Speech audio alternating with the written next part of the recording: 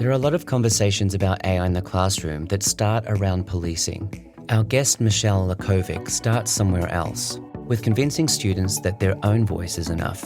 And this is education by design.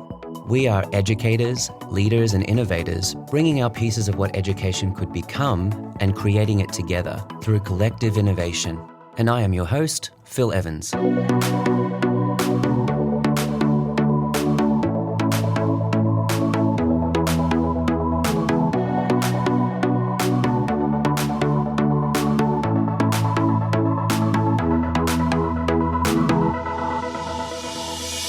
Like many experienced educators, my guest in this episode has been reading student writing for more than 25 years. She'll tell you that she doesn't need an AI detector to know when a piece of writing no longer sounds like the student who handed it in. And more importantly, she's not interested in catching anyone. What does interest Michele Lackovic is what happens next. The conversations that bring students back to their own thinking and the classroom conditions that convince them that their voice is enough. Michele is an educator through and through. She's also a workshop leader, an examiner, an author, a coordinator of programs. But as she puts it, it's always important to keep one foot in the classroom. She writes at Teaching at the Edge, and she also presents at global conferences. This week in Denver, she'll be talking about thinking more and not less. Michele doesn't just talk about these things. She designs them. She uses them in the classroom. She encourages others to experiment and to take the resources she's willing to share freely and to adapt them for your own context. So this episode is about that edge, not the edge of technology, but the edge of where students have agency, where teachers have agency, and where honest conversations do so much more than just detect. They empower students to see themselves as capable. What teachers want to talk about most when I go into any professional development is the policing part. It becomes very adversarial because they're seeing text in front of them that they know their students didn't produce. And the cognitive offloading, there's such a temptation there. But if you give students space to create things in the classroom, they're going to be less likely to take those shortcuts, number one. And number two, I feel part of our job as teachers to convince students that their voice is enough. They don't need to turn to these tools to polish their own voice just because they're out there. In fact, a lot of times their own voice, that authenticity of their own voice is a lot more refreshing. But there are things the tools can do to help them. So I think it's just a matter of tweaking. And I think teachers are completely overwhelmed because they think they have to redo everything when really it's just a matter of revising things we already do well, adding AI as just one tool amongst many. When you talk about principled play, I'm still putting foam swords in students' hands when we do Shakespeare because that movement links with the difficult speech, and there's something about that helps students understand and engage with something that's 400 years old in a way that just reading the dry, dead text on a page does not. But then you have to do the work of annotating and writing things in the margins, but then AI can get us to further places as well. But only after you do the sort of the heavy lifting of thinking about the text first. So you can't, if you start with AI, then you're not going to do the thinking. But if you add it in as one of these things that you do as a practice, it's enormously helpful. I've seen kids stress test arguments. I've seen them, help them create study guides for their exams. I've seen them, back in the day, we would create little note cards for ourselves. Now there's technology out that creates those note cards for them, and it organizes that in a way. There's podcasts that are created from their notes, and they can listen to those while they work out or they are, traveling to school. So there are things that AI can do. And a lot of these things my students will come and talk to me about. Look what I found. Let's talk about it. So I think that we are at a really interesting and exciting part of education where we can do a lot with this technology, but I think that the reality of it is that it's very difficult in the classroom to, send kids into their own thinking if you think you have to change everything at once. It's really little steps, um, teaching students to trust themselves, and that's the whole thing to me is Hmm. that we are at exciting times, but tech tools alone have never been the answer. No, they certainly haven't. And I'm really interested in the teaching at the edge. Tell me a little bit more about where this concept sits for you, and how it's evolved over time. For me, it sort of sounds to me very as though you're already talking about how this applies to all kinds of different ways we're experimenting around meeting the needs of the students where they are, removing barriers to their learning.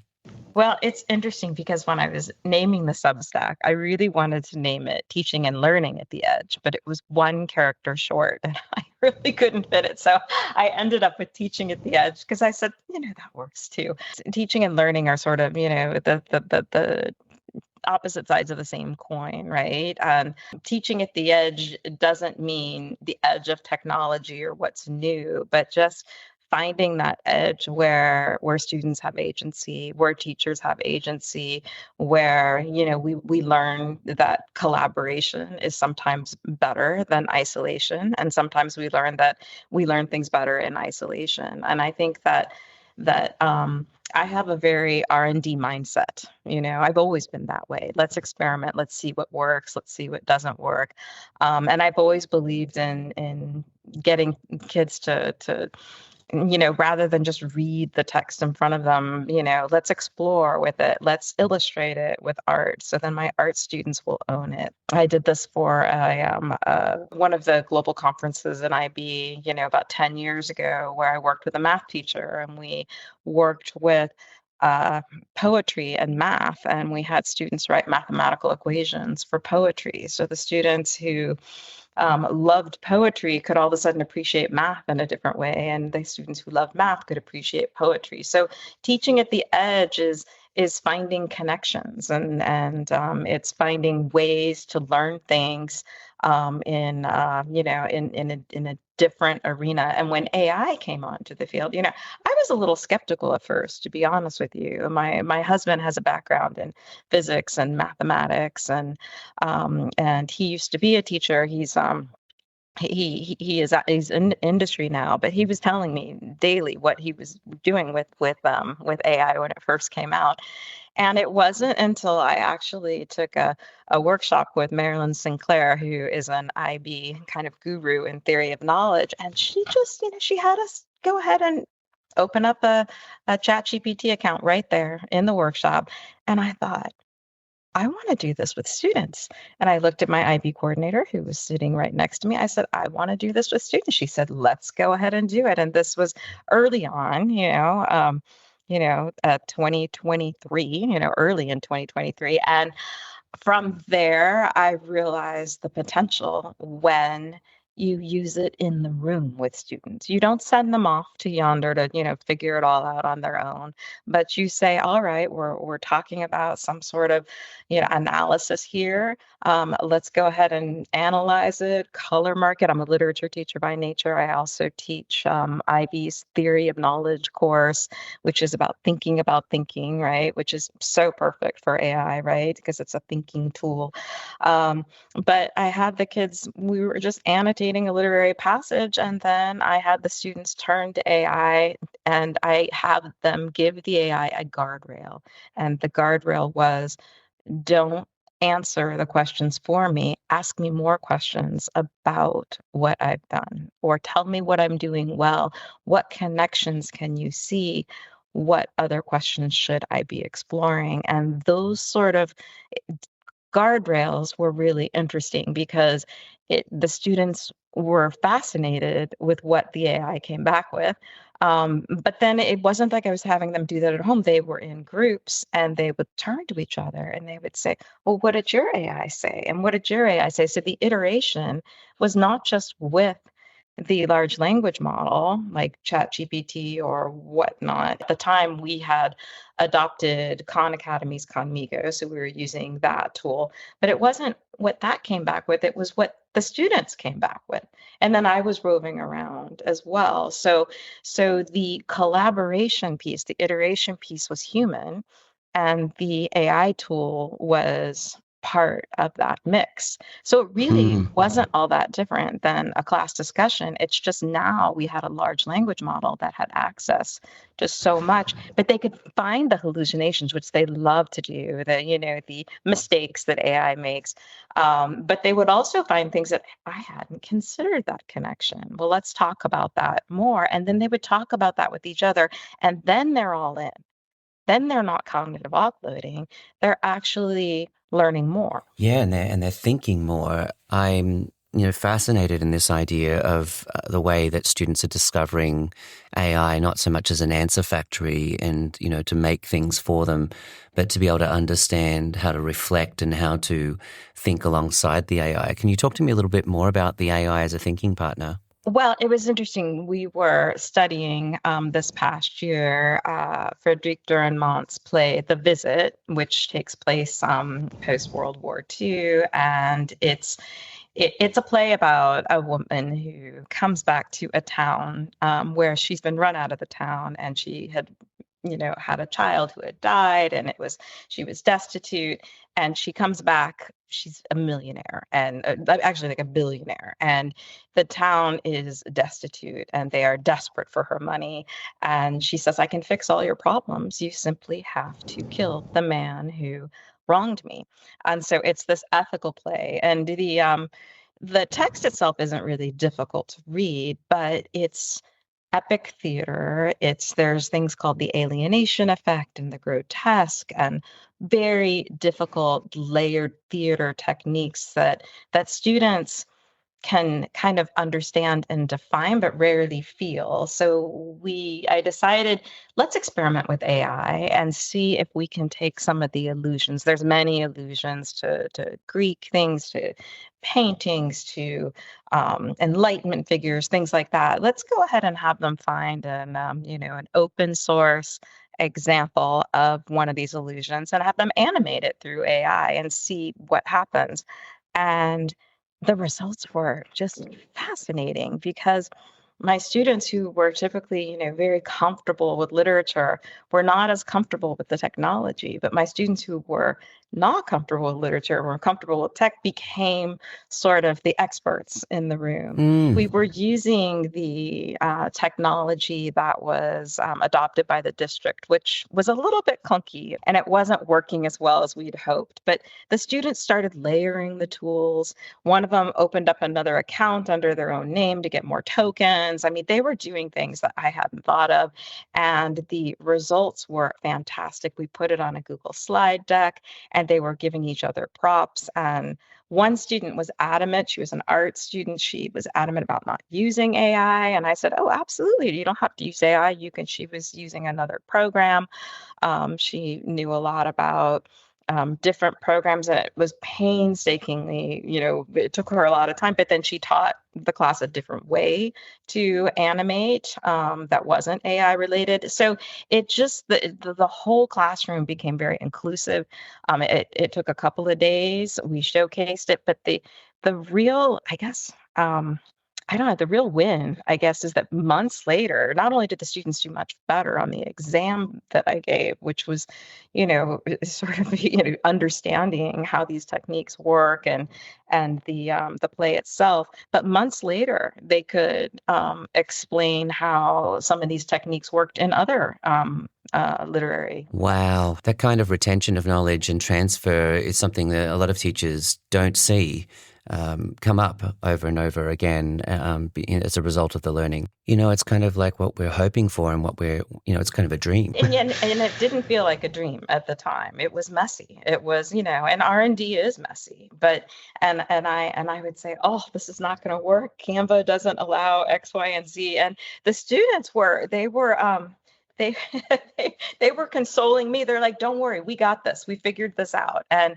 I just loved that. But if I had sent them home to do it, it wouldn't have had the same effect. It was because I put them in small groups and they worked together. And, I set it up where here's the illusions, here's this, and they got to pick which one. And then once we had it on a slide deck, then they understood all the illusions, and then they could see how that all fit together. It was really a great experiment. Some experiments don't go as well. And then some of the old things that I've been doing for many, many years are no longer applicable. So, for example, when students are in a proposal form for, a an assessment that needs to be scored externally by a board like AP or IB or whatnot. Let's say the International Baccalaureate, they have a proposal that they put forward, and I would always write comments in the margin, to get them to think. And at one point, I was going to be out of class, so I wrote more comments than I normally do. Didn't have time for as many conferences, and they uploaded those comments to an AI because I could tell by what happened when they turned in the drafts. Their voice seemed to disappear, and all of a sudden, my advice was just seamlessly in their paper. So I brought them up one at a time and I said, okay, what happened here? And they're like, we're really sorry. We just ran out of time and we thought we would see what happened when. So I learned from that and I said, okay, what worked for many years is now become a recipe for how to get AI to write a really great draft for you. So now those comments live in discussions rather than in the margins. And it actually saves me more time because Mm, I'm not writing them at home. And I am building more time for discussions in the classroom and wow. then sending students back into their thinking. So, but the important thing I think in all of this is when I did figure out what they were doing, it wasn't a policing situation and it wasn't a punitive situation. It was, I really want to know what happened. Can you explain to me how my comments are in your paper, but they're not in your voice anymore? And I really want to hear your voice. So can we talk about this?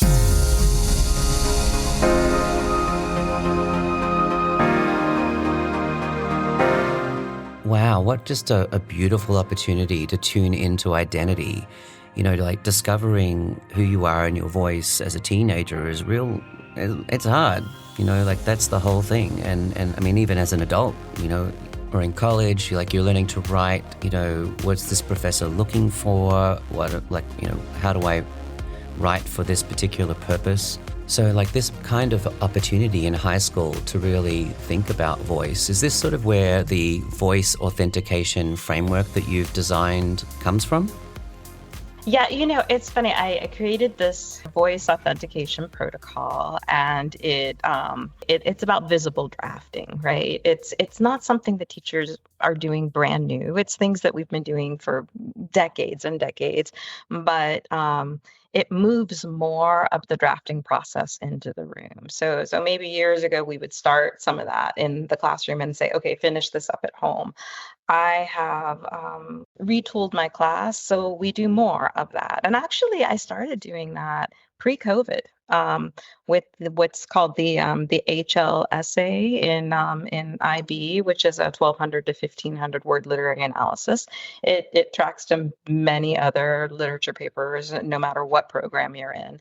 But it's something that works better for us because when do students cut corners? When they're at home and they have no one to ask questions to, when they have three things due the next morning and they have limited time. So we decided to move that into the classroom. And so we start with sort of that visible drafting.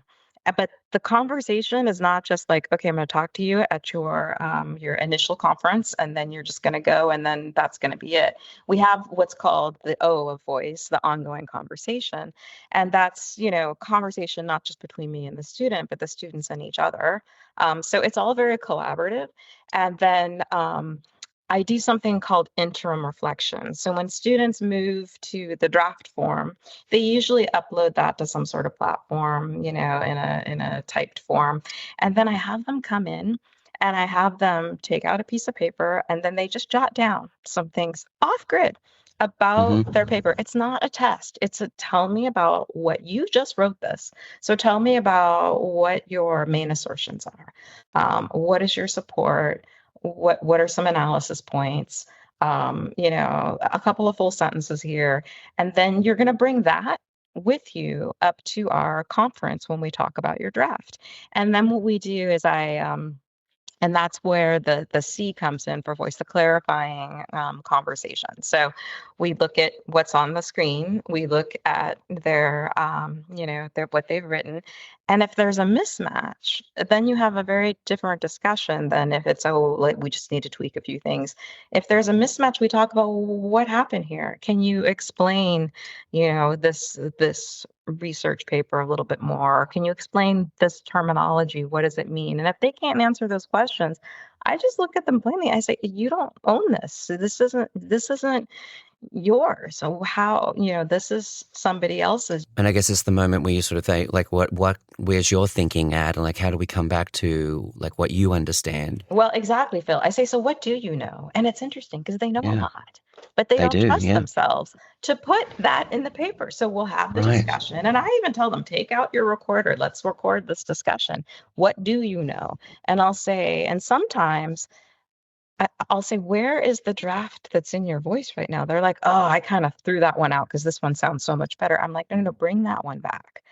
And then let's go back and work through that one. And I have had students say that their voice isn't enough. And this is the critical role, of teacher, like to be, we've talked about this, before, that it's the students that really have low self-efficacy for learning that are really quite threatened by the AI revolution, because it's, like now there is this whole like level of polish on work that, is clearly not what I'm capable of.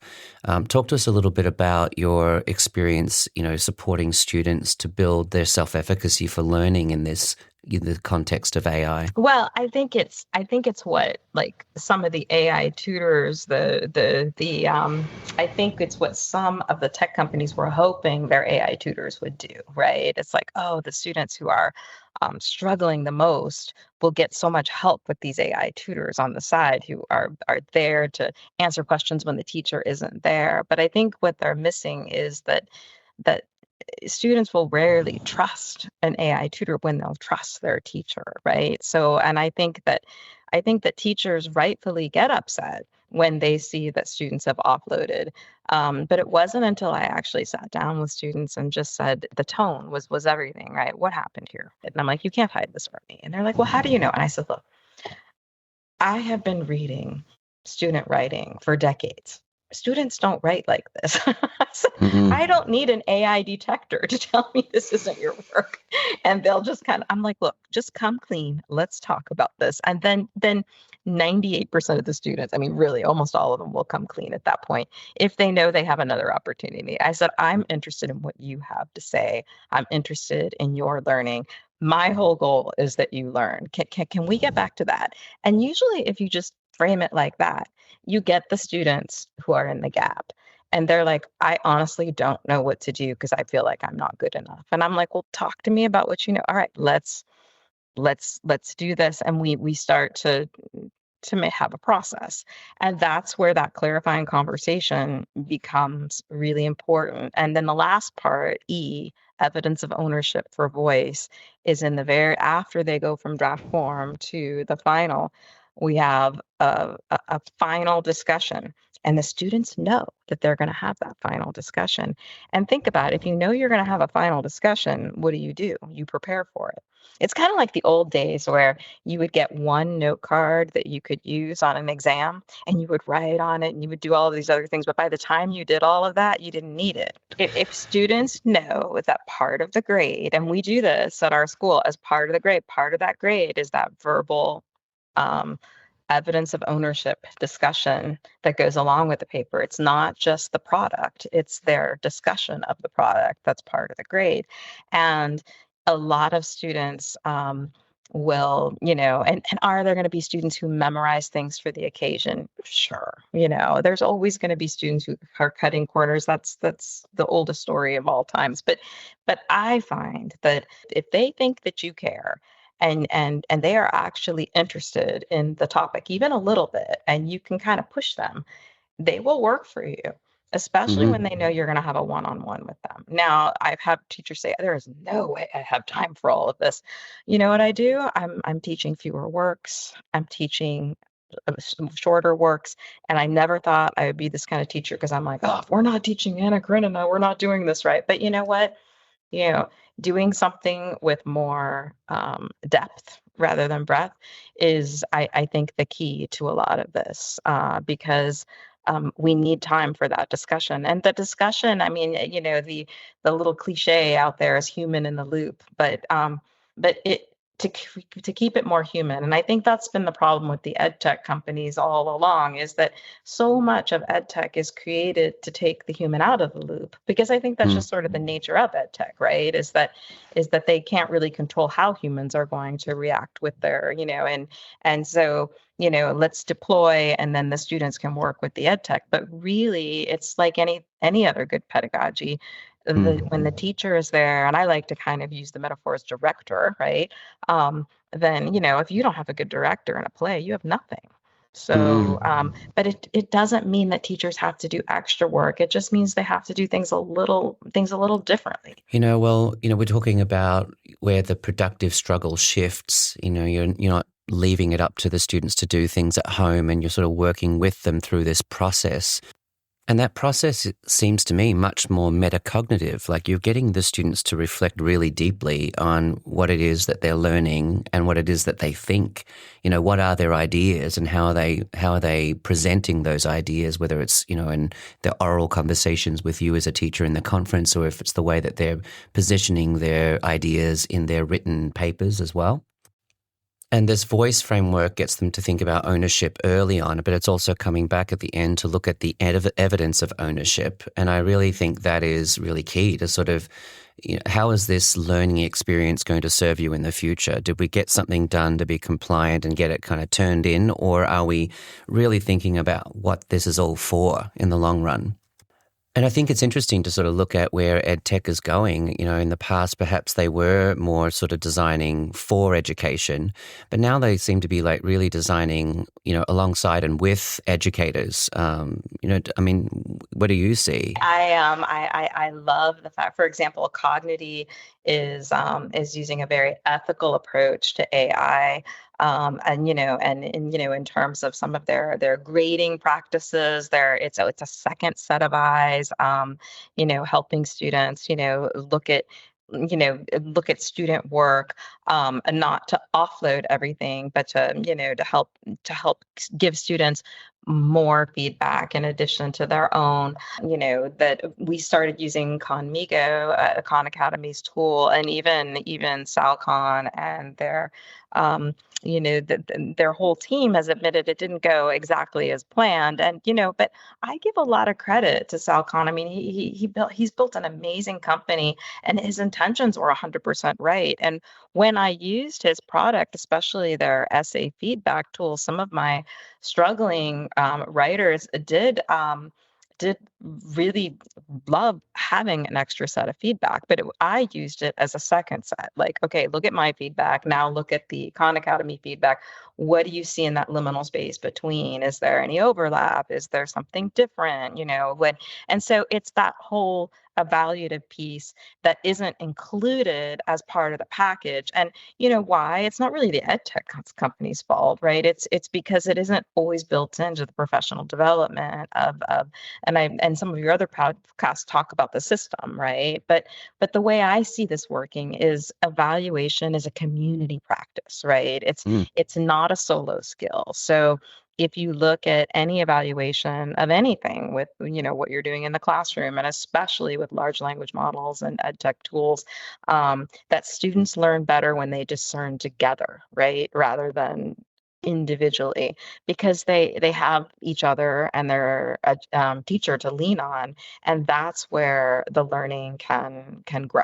That's at least Mm. that's what I've been seeing in my experience. I know that you've been in the space of educating teachers and working closely with them for a long time. We've been talking a lot about the students, and I just want to return to like the beginning of our conversation. What are you seeing in terms of what are you learning about what we need to be doing to, improve the way we support teachers? But it ranges. You'll go into a professional development, situation, and you'll have people who are using this every day. I mean, they couldn't live without some of these tools. It's in their workflows. They're having students experiment.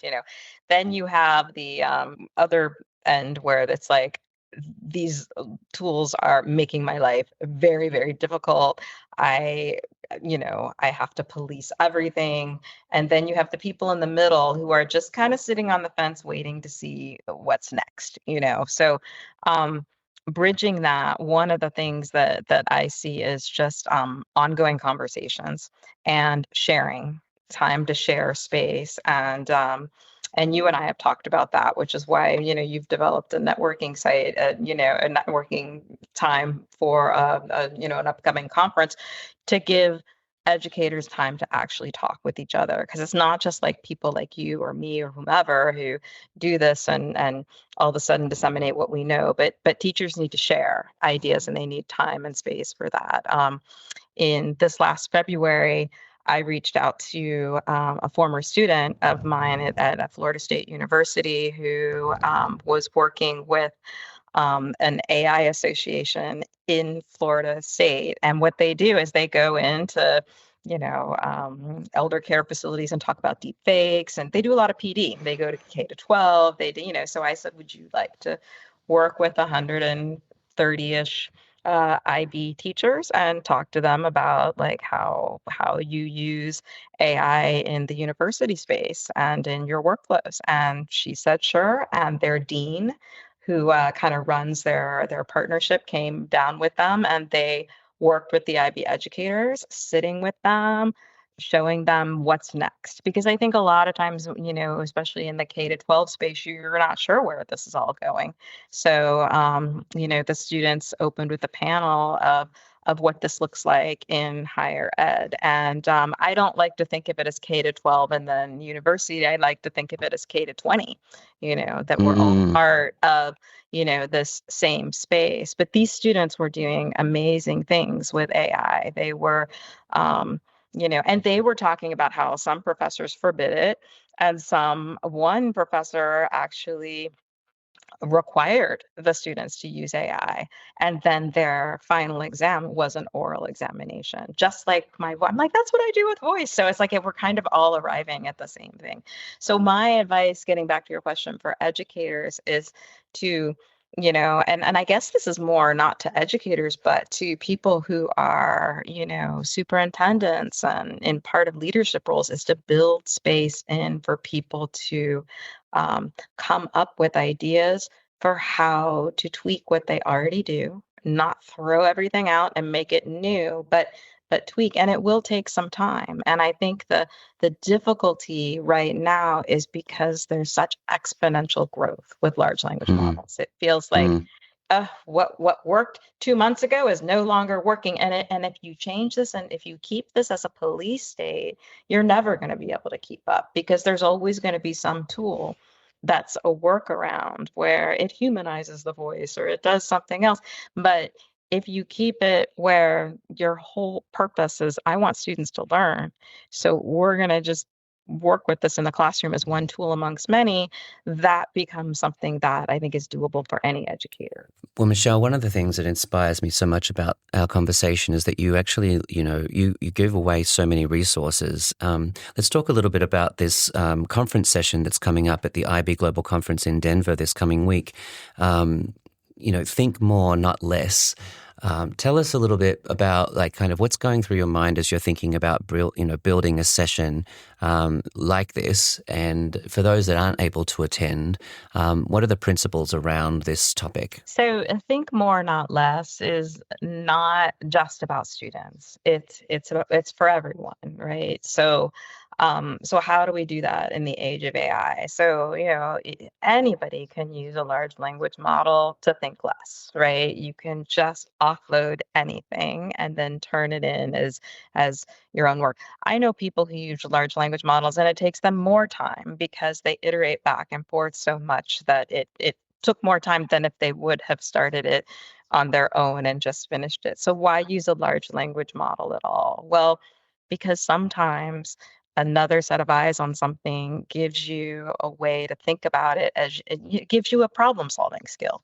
But with students especially, I think sequencing really matters. You have your foundations first, and then you use the tool to sort of deepen that. But you don't do that in isolation. You do that within your community in your classroom, and you have students. You analyze something in history, in literature, in biology, and then you turn to the tool and you give the tool very specific parameters, not to fix something for you, not to answer all your questions, but to ask more questions. And you know, don't make me think less, make me think more about this. And it's really interesting what the results are. But the key to thinking more is in the iterations, and the iterations aren't simply part of the large language model. They're with each other. And then having the kids have the discussion. It's like, that didn't even come from our book. That's a hallucination. And somebody might not have realized that. And then the students are talking to each other about something the large language model came up with. And then that becomes a lot more interesting than students sitting at home generating an essay or a response and turning that in. But when I say it's for everyone, I mean, I'm thinking about an administrator who's trying to fit X amount of people in an auditorium in a space that might not work. Maybe upload a picture of your auditorium. How might this work? And then getting information from a large language model about that, and then coming in the hallway and saying to another administrator, hey, I ran this by ChatGPT. What do you think about this? They said, actually, last year we did X, Y, and Z, and that might be. And then going back to the large language model and putting that information in. And it becomes sort of a habit of mind where you use the tool as just one other voice in the conversation. And I think that's the thinking more. Yeah, my experience with AI has been very much around iterative, development of thinking, thinking about the thinking, slowing down, ask me 20 questions one at a time. Let's really kind of go through a reflective process. There's, a lot of this I've learned, innately and sort of by experimenting.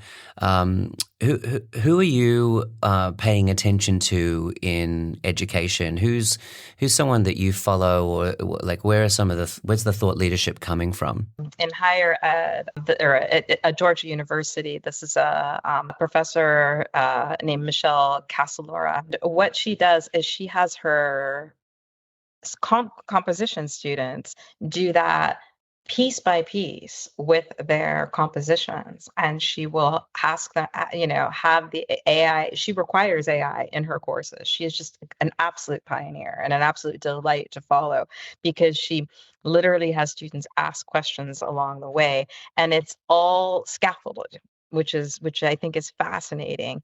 And then she has her students at the end of the course evaluate, and they take a survey, and then she shares some of those survey results online about what some of the students say. Like, before this course, I had no idea how to talk to a large language model. I had no idea how it could help me think through things in this way. And she's doing a lot of the same kind of work that you are, but she's training young university students to do that. And another person that I follow is Ethan Mollick. He's a Wharton professor, and he an MBA professor, and he also runs their AI lab.